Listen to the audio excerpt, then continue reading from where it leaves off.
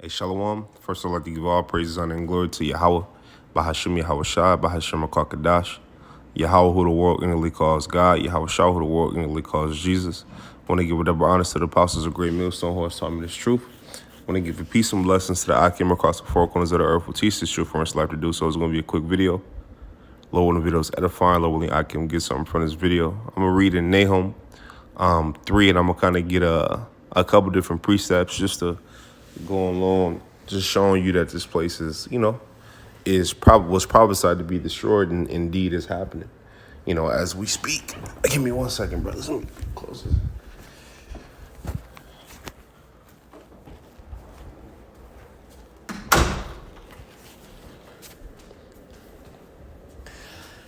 God.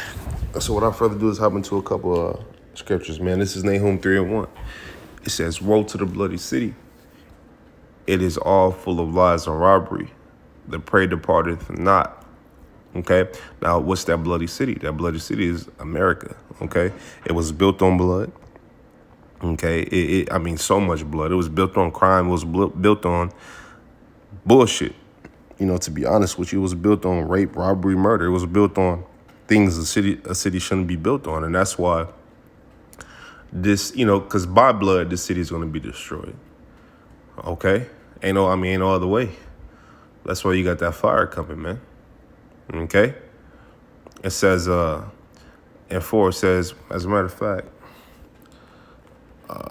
blood city. Let's get it real quick. See, I forgot where it was, but let me.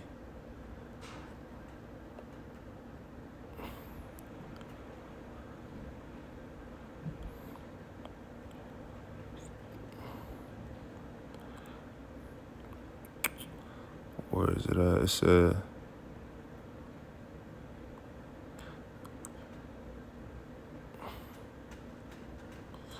Oh, we can grab this one. It says, in Habakkuk 2, in Habakkuk 2, I'll read 12. It says, Habakkuk 2 and 12, it says, "Woe to him that buildeth a town with blood and establish a city by iniquity. Behold, it is not of the Lord Yahweh of hosts that the people shall labor in the very fire, and the people shall weary themselves for very vanity. For the earth shall be filled with the knowledge of the glory of the Lord Yahweh, as the waters cover the sea." But the point was in 12. Okay, and indeed, this is coming. All right, this is coming. It says, "For the earth shall be filled with the knowledge of the glory of the Lord Yahweh, as the waters cover the sea." Okay, and indeed, that's coming, and really, that's what we pushing now. Okay, that's what we pushing now. But when you go in Isaiah the 2nd chapter, right, it tells you this. When you go in Isaiah 60, it tells you who's going to be ruling. Okay, but the point was in Habakkuk 2 and 12 says, "Woe to him that buildeth a town with blood." What does woe mean? Woe means destruction, and this town was built with blood. Okay, it says, "And established the city by iniquity." It was built on that. It was built on iniquity. It was built on, again, rape, robbery, and murder. And you did that to the apple of the Most High's eye, which is who? The Israelites. Okay, whether you contrary to popular belief, which is a so-called black man, Native American man, and a Mexican man. Okay, the Latino tribes, I should say. Okay. It says Nahum 3:1. It says, Nahum 3 and 4. It says, "Because of the multitude of the whoredoms of the well-favored harlot." That well-favored harlot is who? America. Okay. And notice, it always gives America a woman title. Okay. And that's very important to keep in mind and to realize. Okay, says, "Because of the multitude of the whoredoms of the well-favored harlot, the mistress of witchcrafts that selleth nations through her whoredoms and families through her witchcrafts." Okay, it says, "Behold," and when you go to Psalms 58 and 3, what did it tell you? It tells you the poison was spread. Okay, your poison, your philosophies, your beliefs, the way you do things, the way you disrespect the Lord, the way you do all this shit, it will spread throughout the earth. Okay. And guess what? All the ones who you spread it to is going to see your destruction, man. Okay, it says, because of the multitude of the whoredoms of the well-favored harlot, the mistress of witchcrafts that selleth nations through her whoredoms and families through her witchcrafts, behold, I am against thee, saith the Lord Yahweh of hosts. The Lord is against this place, man. That's why he got his men out on the highways and byways, teaching and preaching his word, giving a warning to those who's supposed to get the warning before destruction comes. Okay? Behold, I am against thee, saith the Lord Yahweh of hosts, and I will discover thy skirts upon thy face, and I will shew the nations thy nakedness, and the kingdoms thy shame. Okay? And indeed, and these other nations are going to what? What is the other nations going to send their missiles over and destroy this place, man. Okay, let's grab this real quick. Ain't nothing but death and destruction coming to America, man. This is Isaiah 63 and 1. And look at, it needs it. Look at all the bullshit going on, man. This is the only place, this place is, you could turn a man into a woman. What kind of shit is that? Come on, man. This shit is wild. It needs a different rulership. Okay, it's Isaiah 63 and 1. It says, who is this that cometh from Edom? And the modern day Edom and modern day Basra is who? America. Why? Because you have the Edomites who run America. Okay, this is like their place that they run. This is your modern day Basra. It says, with thy garments from Basra, this that is glorious in his apparel, traveling in the greatness of his strength, I that speak in righteousness mighty to save. Okay, and if you really want to get into the greatness of the Lord's strength, you could read 2nd Ezra, the 13th chapter, where it tells you and it gives you, and a description of how he's going to come back, how Yahweh is going to come back with all power.